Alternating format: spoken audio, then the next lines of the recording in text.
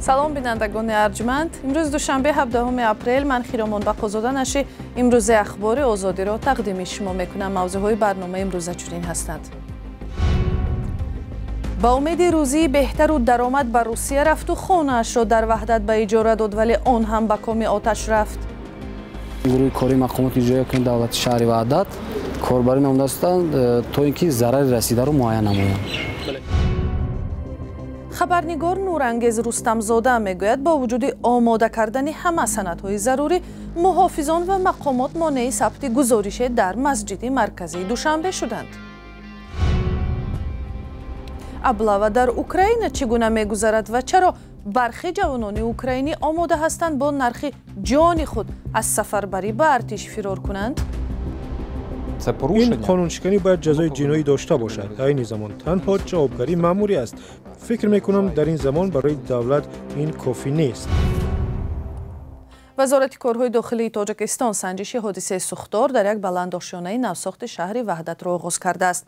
فرضیه پیشکی سوختاری که در آشیانه آخرین بنا استقامتی 6 طبقه شب شنبه به یک شنبه رخ داد، رسش ناقل ها گفته می شود. خبرنگاران آزادی میگویند فرضیه ترک شکست تصدیق نشد. چی حادثه روی داد و ساکنان بینایی که 8 سال پیش به استفاده داده شده است چی حال دارند؟ همکارانم علیشیر ظریفی و شهلا عبدالله گزارش میدهند. همه چی خیلی چیزی که هست مقصد معلومه. همه چی سوختگیه. همه چی سوختگیه. در پای سوختار از این منزل تقریبا چیزی باقی نمانده است. صاحب خانه در روسیه بوده، منزلش را به اجاره داده است. با ما زنگ زدن روسیه که خیلی حادثه شده، ما خیلی اومدیم. نه خیلی معلوم دیگه چی دیگه. از کجا خیلی اومدید؟ این نورآباد. منزلی ساکنان دیگر هم در این آشیانه چنین احوال دارند. در اینجا 6 خانواده زندگی می‌کردند. بعضی ساکنان در آشیانه پنجم نیز خود را جبر دیده می‌دانند. هنگام خاموش کردن علنگه آتش به منزل آنها آب درآمد. این مهاجر افغان در آشیانه پنجم به سر می‌برده است. میگوید در این منزل اجاره‌اش حالا زندگی کردن امکان ندارد و مجبور است شب را در خانه نزدیکانش روز کند. در خانه خواب بودیم 11 بجه شب خواب بودیم که صاحب خانه و صاحب بلاک ما را خانه ما را زد که برای اینکه بلاک سوخته گفته. ما برآمدیم تا 4:30 بجه روز در اینجا گشتیم. ساکنان بینا میگویند تا حال مقامات درباره تقدیر منزل‌هایشان به آنها شرح ندادند. اما مسئولان حکومت وحدت میگویند جبردیده‌ها نباید نگران باشند. با معلوم کردن زیان یا خسارات مسئله تعمیر منزل‌هایشان را به میان خواهند گذاشت. از روی مساحت معاین کرده شده 450 متر مربع معاین شده است و با 6 منزل استقامتی ضرر رسیده است. این زمان گروه کاری چطور قید کردن گروه کاری مقامات اجرایی کننده دولت شهر وحدت کاربری نموده هستند تا اینکه ضرر رسیده را معاینه نمایند. این مسئول حکومت وحدت تاکید نمود که با جبردیده‌هایی که منزل خود را سقوط کردند کمک میکنند، ولی تا حال کسی سند پیشنهاد نکرده است. مقامات تا هنوز سبب سر زدن سوختار را رسما شرح ندادند، ولی بعضی از کارمندان خدمات آتش‌نشانی و مقامات شهر وحدت که در جای حادثه حضور داشتند در صحبت با رادیو آزادی گفتند معلومات‌های اولیه نشان می‌دهد که سوختار از حساب تجهیزات برقی رخ داده است. سال‌های اخیر بارها از ترکش ظرف گاز یا به هم رسیدن سیم برق در خانه‌های مردم در شهر و ناحیه‌های تاجیکستان و فوت و آسیب دیدن ساکنان گزارش شده است. مقامات در گذشته چنین حادثه‌ها را بر رعایت نشدن قاعده‌های بی‌خطری ربط دادند. خبرنگاری بخشیداری صدای آمریکا در تاجیکستان از رفتار غیر قانونی خادمان حفظ قانون و هم مانع شدن آنها به اجرای وظیفه‌های کسبی او شکایت کرده است. نورانگیز رستمزاده روز دوشنبه در شکایت به وزارت کارهای خارجه تاجیکستان و رئیس دستگاه ریاست جمهوری آزاده رحمان گفته است جمعه گذشته 14 اپریل زمانی که با اجازتنامه کمیته دین در مسجد مرکزی نماز جمعه را ثبت می‌کرد با رفتاری دغلانه کارمندان حفظ قانون روبرو شد. همکارانم سرویناز روح‌الله و نگاره فضل‌الدین در صحبت از نورانگیز رستمزاده نخست خواستند که جزئیات حادثه را نقل کند. پیش من آمدند و گفتن که باید کامرام رو خاموش کنم و فیلم برداری نکنم.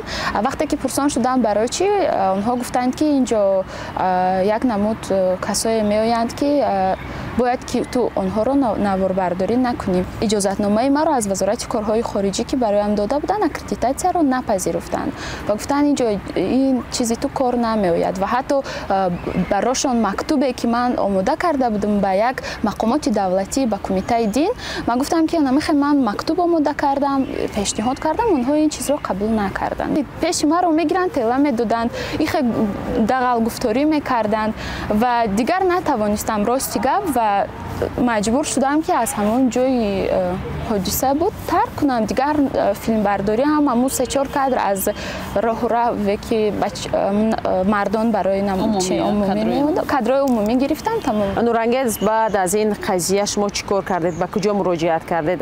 یک نسخه عریضه شما در شبکه اجتماعی فیسبوک هم نشر شده است. قسمت مهمی است که من همچون زن این حالت هیچ وقت بخشیده نمیتوانم و من عریضه هم آماده کردم و به وزارت کارهای خارجه پیشنهاد کردم و باید که این عریضه در آنجا بررسی شده به وزارت کارهای داخلی پیشنهاد کرده شود. به کمیته دین به سخنگوی این کمیته هم در علاقه شدم و گفتند که میتوانید اگر به کار شما میخواد چی کرده باشند مانع ایجاد کرده باشند میتوانید که عریضه شکایتی کنید و من عریضه کردم و در حالت ضرور بودن همون مکتوبی که امضا شده است میتوانند با کمیته دین وزارت کارهای خارجه داخله درخواست کنند که همون مکتوبی ما رو پیشنهاد کنند. نامه با نام رئیس دستگاه آزاده رحمان چی هدف داشت؟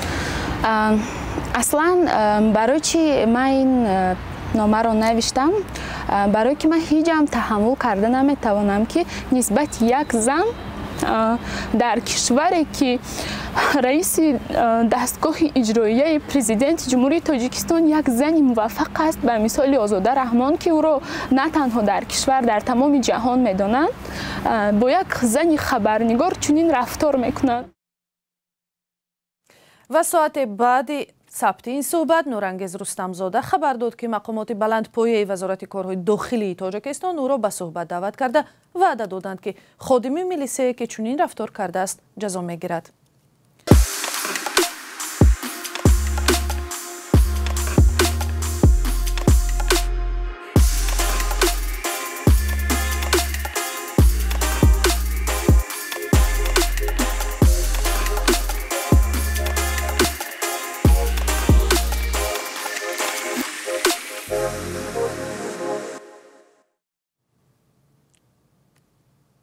فرار از ارتش با نرخ جان و یا در اوکراین همانهایی که از سفربری فرار میکنند زیاد هستند.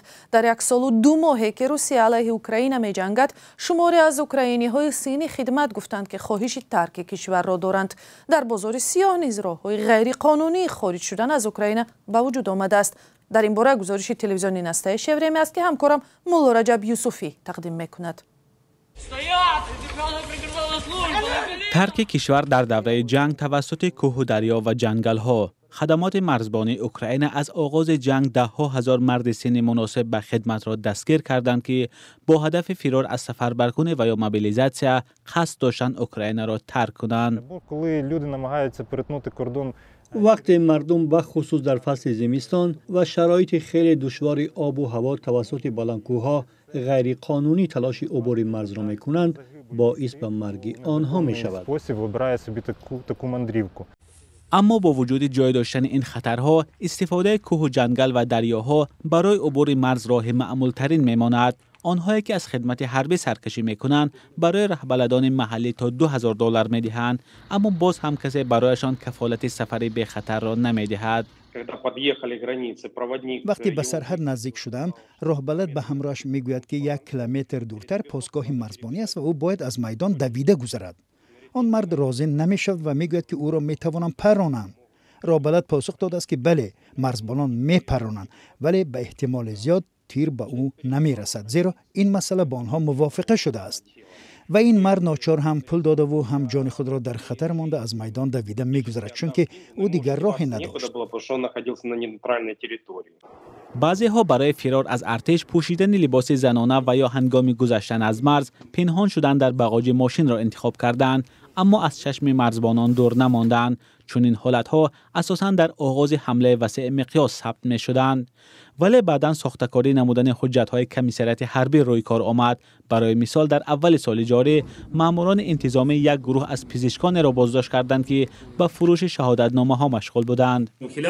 شخصان 39 ساله دعوت با پرداخت از 5 تا 10,000 دلار با سندهای کاملا قانونی کشور را ترک می‌کردند. در مجموع بازداشت شده‌ها از این راه غیر قانونی به بیش از 30 نفر برای رفتن به خارج مساعدت کردند.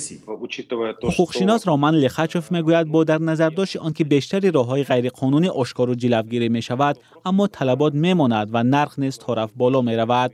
فعلا شبکه‌های اینترنتی از اعلان‌های مثل پیشنهاد حجت‌ها برای داخل شوی به دانشگاه‌های خارجی، همراهی معیوبان یا ازدواج قلبکی با مادر 3 فرزند خردسال پر شده است. حالا معلوم نیست که چه تعداد از شهروندان اوکراین با راه‌های غیر قانونی کشور را ترک کردند، اما آنها با گذشتن 3 ماه از مهلت قانونشکنی مأموری بدون مشکلات می‌توانند به وطن برگردند.